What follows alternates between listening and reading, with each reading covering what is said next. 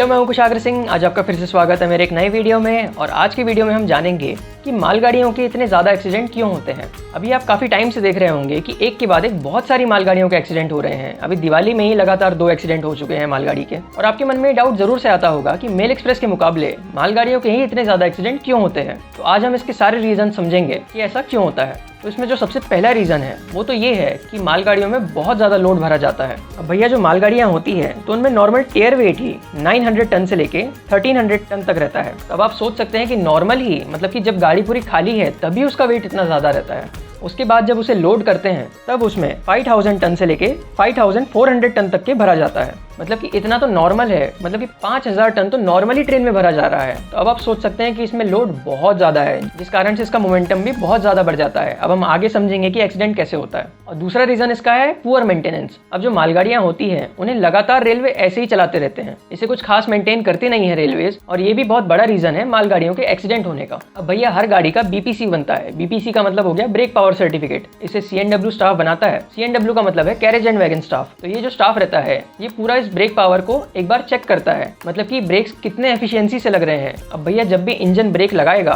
तो गाड़ियों को भी तो रुकना चाहिए, तो कितने एफिशिएंसी से ब्रेक लगते हैं, कितने % में ब्रेक लगते हैं, ये चीज़ का चेकिंग BPC में होता है। अब जो नॉर्मल ट्रेन होती है, मतलब कि जितनी भी मेल एक्सप्रेस हो गई, तो उनमें हर ट्रिप के बाद एक बार BPC बनाना पड़ता है। वहीं अगर हम उल्टा मालगाड़ियों में देखें तो इसमें 15 डेज से लेके 35 डेज तक गाड़ियों को ऐसे ही चलाया जाता है, उसके बाद BPC बनता है। अब आप यहाँ पर सोच सकते हैं कि कितने ज़्यादा दिनों तक गाड़ियों को ऐसे ही घसीटा जा रहा है, उसकी कोई चेकिंग ही नहीं हो रही है। और जब तक चेकिंग नहीं होगी तब तक आप कैसे पाएंगे कि गाड़ियों में क्या खराबी है क्या नहीं है।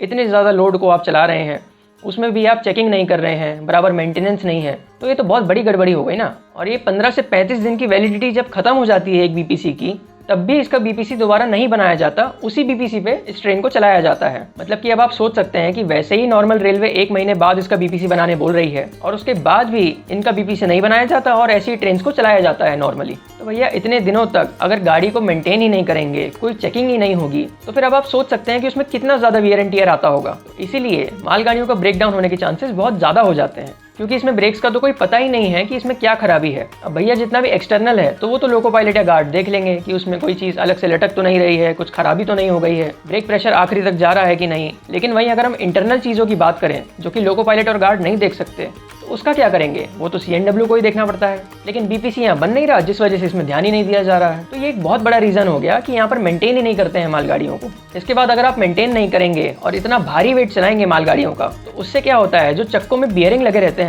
जिससे कि चक्के घूमते हैं, तो वो बेयरिंग कई बार खराब हो जाते हैं। उन्हें अगर बराबर मेंटेन नहीं किया जाता तो आपस में ही घिसने लग जाते हैं। और भैया लोहा ही अगर लोहे में घिसेगा तो आप समझ सकते हैं कि कितना ज़्यादा वो गर्म हो जाता होगा और ऐसे में वो जल जाता है पूरा का पूरा। आपने बहुत बार देखा होगा हॉट एक्सेल की मालगाड़ियों को, जिसमें कि वो पूरा जलने लग जाता है। ये भी खराब मेंटेनेंस की वजह से ही होता है। और मैंने आपको रीज़न तो बता ही दिया कि मालगाड़ियों को चेकिंग ही नहीं होती है, जिस वजह से ये भी खराब हो जाते हैं। तो हॉट एक्सेल के बाद चक्के टूटने का भी डर बना हुआ रहता है। तो भैया आप चक्के टूटेंगे तो एक्सीडेंट तो होना ही है। तो अब आप यहाँ पर समझ सकते हैं कि हॉट एक्सेल भी एक बहुत बड़ी प्रॉब्लम है। उसके बाद मैं आपको बता दूं, मालगाड़ियों में बहुत ज़्यादा ओवरलोडिंग होती है। अब भैया रेलवे ने ही ओवरलोडिंग को अलाउ किया है। आप ये मत समझिए कि कंपनीज खुद से कर रही हैं, रेलवे ही अलाउ करता है। अब नॉर्मल जितना भी मालगाड़ियों की कैरिंग कैपेसिटी रहती है उससे लगभग 6 टन से लेके 10 टन तक ज़्यादा वेट को मालगाड़ियों में भरा जाता है। और ऐसा रेलवे ही अलाउ करती है, बस थोड़ा सा ज़्यादा पैसा लेने के लिए। और भैया जितनी ज़्यादा ओवरलोडिंग होगी, मालगाड़ी की मेंटेनेंस नहीं होगी, गाड़ियों को ऐसे ही चलाया जाएगा, तो एक्सीडेंट तो होना ही है। इसके बाद जो इसमें टायर रहते हैं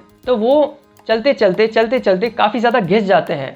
अब घिसने का मतलब एक जगह से नहीं घिसते हैं, पूरे ही घिस जाते हैं, जिससे कि इन टायर्स का जो डायमीटर रहता है वो काफ़ी कम हो जाता है। टाइम टू टाइम चक्कों को बदलना पड़ता है, लेकिन रेलवे ध्यान ही नहीं दे रही है। तो ये भी एक बड़ा कारण बन जाता है कई बार एक्सीडेंट्स के लिए। अब भैया जो मालगाड़ियों की कपलिंग होती है तो वो इस तरह से डिज़ाइन करी जाती है कि वो टाइटली फिट नहीं होती है। अब क्या होता है, मालगाड़ियों को बार बार लोडिंग या फिर अनलोडिंग के लिए खोलना पड़ता है। तो वहीं पर बाजू में एक हैंडल सा बना रहता है, पॉइंट्समैन उसे जैसे ही उठाता है तो मालगाड़ी खुल जाती है आपस में। अब इससे फ़ायदा तो बहुत है कि आप कभी भी मालगाड़ी को कपल कर दो, अनकपल कर दो, लेकिन इसके नुकसान भी कई ज़्यादा हैं। अब जब पूरी की पूरी गाड़ी एक साथ चलती है तो अब आप मान लीजिए कि गलती से कोई पत्थर उसमें टकरा गया वो डंडे पे, और अगर वो डंडा उठ गया तो ऐसे में बीच में कपलिंग खुल जाएगी। ऐसा बहुत बार होता है। अगर कपलिंग खुल गई तो फिर आप समझ ही सकते हैं कि अगर 100 की स्पीड से गाड़ी चल रही है, एकदम से कपलिंग खुल जाए तो यहाँ पर एक्सीडेंट होने के चांस बन जाते हैं। बाकी इसमें जो कपलिंग लगती है वो LHB कोचेस की कपलिंग से थोड़ी सी अलग है। तो मालगाड़ियों को जब भी एक्सीडेंट होता है, वैसे ही इनका वेट इतना ज़्यादा भारी रहता है तो एक कपलिंग ऐसे ऊपर से निकल जाती है और ये डिब्बे एक के ऊपर एक चढ़ जाते हैं। तो ये चीज़ तो मोमेंटम की वजह से हो गई, कि भैया इतना ज़्यादा वेट है तो मोमेंटम ज़्यादा है, और मोमेंटम ज़्यादा है तो फिर जब एक्सीडेंट होगा तो सारे के सारे वैगन एक दूसरे के ऊपर चढ़ जाएंगे, जिससे कि बहुत ज़्यादा भारी नुकसान होता है रेलवे को जब भी कोई एक्सीडेंट होता है। और उसके बाद जो इसमें सस्पेंशन होता है, उसमें जो स्प्रिंग्स लगी रहती है, कई बार उसका पता ही नहीं चलता कि वो कब टूट जाती है। इतना ज़्यादा भारी वेट लेके जा रहे हैं, कभी भी टूट सकती है वो स्प्रिंग्स, और अगर वो टूट गई तो फिर से यहाँ पर एक्सीडेंट होगा। और इसका अगला रीज़न रहता है ट्रैक डिफेक्ट का। अब मान लीजिए कोई ना कोई ट्रैक टूटा है, या फिर ठंडी में या गर्मी में ट्रैक एक्सपैंड होता है, या तो फिर कॉन्ट्रैक्ट भी होता है, जिस वजह से कई बार रेलवे ट्रैक्स में क्रैक आ जाते हैं। अब जो नॉर्मल ट्रेन्स होती है तो उनका वेट थोड़ा कम होता है, जिस वजह से उसमें उतना कुछ फर्क नहीं पड़ता, वो आराम से निकल जाती है। लेकिन वहीं अगर हम मालगाड़ियों की बात करें तो मालगाड़ी जब भी उसके ऊपर से जाएगी तो इतना ज़्यादा मोमेंटम होने की वजह से इसका आराम से एक्सीडेंट हो जाता है। तो ये भी एक कारण है मालगाड़ियों के ज़्यादा एक्सीडेंट होने का। उसके बाद जब भी मालगाड़ियों की लोडिंग या फिर अनलोडिंग करते हैं तब भी उसमें आपने देखा होगा कि उतना कुछ ध्यान नहीं देते हैं। जेसीबी आता है और मालगाड़ियों को लोड करता है, लेकिन कई बार उसके स्क्रैचेस लग जाते हैं उसकी बॉडी पे, लेकिन मेंटेनेंस कुछ नहीं हो रहा है तो किसी को पता ही नहीं चलता है कि उसमें क्या खराबी है। तो जिससे कई बार क्या होता है, बीच में ही वो टूट जाता है और सारा का सारा अंदर जो सामान भरा रहता है वो निकल जाता है। तो इससे भी एक्सीडेंट के चांस बन जाते हैं, क्योंकि एकदम से वो डिब्बा पलट सकता है।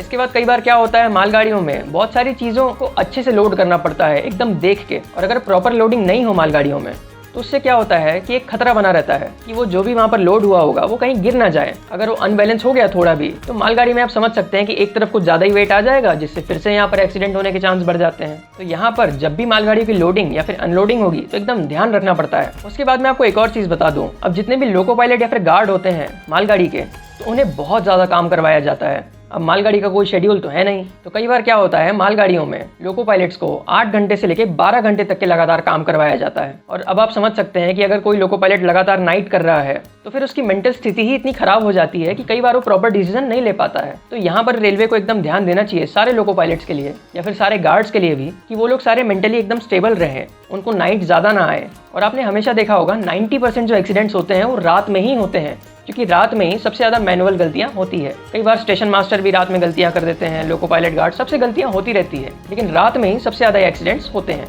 अब जो स्टेशन मास्टर भी होते हैं तो उसमें जो सीनियर स्टेशन मास्टर है, मतलब कि जिन्हें बहुत साल हो गए हैं नौकरी करते करते, उन्हें हमेशा सुबह का शिफ्ट दिया जाता है, और बाकी जो नए स्टेशन मास्टर हैं उन्हें लगातार रात की ही शिफ्ट मिलती है, जिस वजह से वो लोग भी मेंटल स्टेबल नहीं रह पाते। और रेलवे का जब तक इस चीज़ में ध्यान नहीं जाएगा तब तक ऐसी गलतियां होते ही रहेगी। तो यहाँ पर प्रॉपर मैनेजमेंट भी बहुत ज़्यादा ज़रूरी है, जो कि रेलवे में बिल्कुल भी नहीं है। अब आपके मन में एक और डाउट आता होगा कि सारी मालगाड़ियों का भी एक्सीडेंट नहीं होता है। जो कोयले वाली मालगाड़ी रहती है या फिर जो बॉक्स वाली मालगाड़ी रहती है, जिसे हम बॉक्सन कहते हैं, तो उसी मालगाड़ी का सबसे ज़्यादा एक्सीडेंट क्यों होता है? तो मैं आपको बता दूँ, ये जो बॉक्सन मालगाड़ियाँ हैं इन्हीं में सबसे ज़्यादा लोड भरा जाता है। वहीं अगर हम दूसरी मालगाड़ियों को कंपेयर करें तो जितनी भी अलग सी मालगाड़ियाँ हैं तो उनमें इतना वेट नहीं रहता है।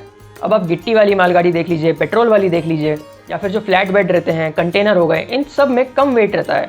लेकिन जो कोयले वाली मालगाड़ी है ये सबसे ज़्यादा वेट से चलती है, जिस वजह से कोयले की मालगाड़ियों का मोमेंटम बहुत ज़्यादा बढ़ जाता है, क्योंकि इसमें लोड बहुत ज़्यादा रहता है। और इसी वजह से जब एक्सीडेंट होते हैं तो कोयले वाली मालगाड़ियों के बहुत खतरनाक एक्सीडेंट होते हैं, और बाकी मालगाड़ियाँ तो आराम से निकल जाती है, उनके एक्सीडेंट कम ही होते हैं। उसके बाद आपको एक और डाउट आता होगा कि हमेशा इंजन जो रहता है वो आराम से निकल जाता है आगे, और जो गार्ड का डिब्बा रहता है वो भी आराम से निकल जाता है। मतलब कि मालगाड़ी के एक्सीडेंट्स में लोको पायलट और गार्ड तो नहीं मरते हैं, लेकिन बीच के डिब्बों को बहुत ज़्यादा नुकसान पहुंचता है। तो आपके मन में डाउट आता होगा कि भैया इंजन और जो गार्ड का डिब्बा है उससे क्यों नहीं कुछ होता है? तो सबसे पहले तो मैं आपको इंजन का बता दूं कि उसमें सस्पेंशन बहुत ज़्यादा अच्छे रहते हैं, जिस वजह से इंजन बड़े आराम से एक्सीडेंट के समय पर जितना भी फोर्स आता है उसे बियर कर लेता है, और इसी वजह से लोको पायलट्स मोस्टली चांसेस में सेफ रहते हैं। और वहीं अगर हम गार्ड के डिब्बे की बात करें तो वो तो बहुत ज़्यादा हल्का हो गया है, ऊपर से लास्ट में है, तो पीछे से कोई इंपैक्ट देने वाली कोई चीज़ ही नहीं है। इसलिए जब भी कोई एक्सीडेंट होता है तो आखिरी का वो हल्का सा डिब्बा आराम से बच जाता है, इसलिए लोको पायलट्स और गार्ड्स हमेशा सेफ रह जाते हैं। और वहीं जो बीच के डिब्बे होते हैं वो बहुत खतरनाक एक्सीडेंट्स का शिकार बनते हैं। तो यहाँ पर आप समझ गए होंगे कि मालगाड़ियों के इतने ज़्यादा एक्सीडेंट्स क्यों होते हैं।